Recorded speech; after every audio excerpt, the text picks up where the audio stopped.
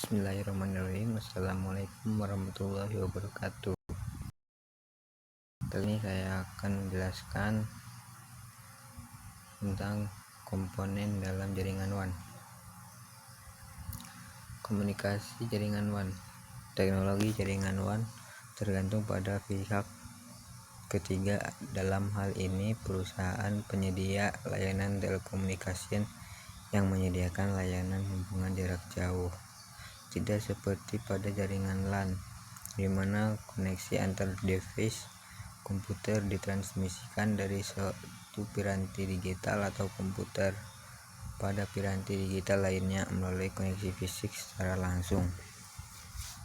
Teknologi jaringan WAN menggunakan kombinasi sinyal analog dan sinyal digital dalam melakukan transmisi data. Diagram teknis.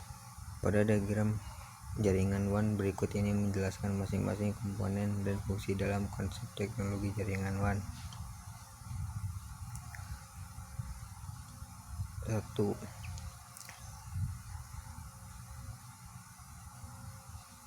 Data Terminal Equipment (DTE) adalah suatu piranti di sisi link jaringan WAN yang berada pada sisi pelanggan, biasanya gedung atau rumah pelanggan yang mengirim data dan menerima data.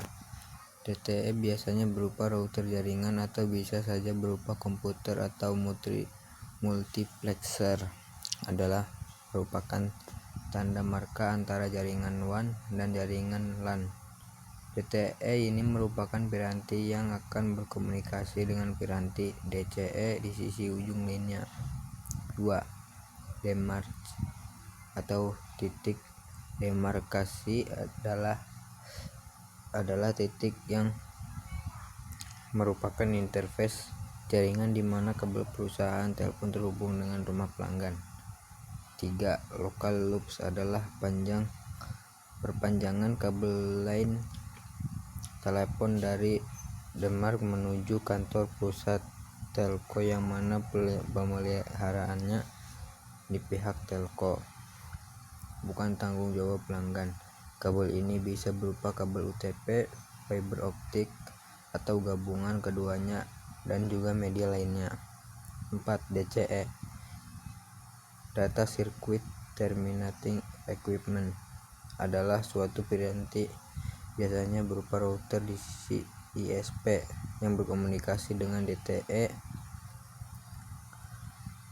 dan juga WAN Cloud.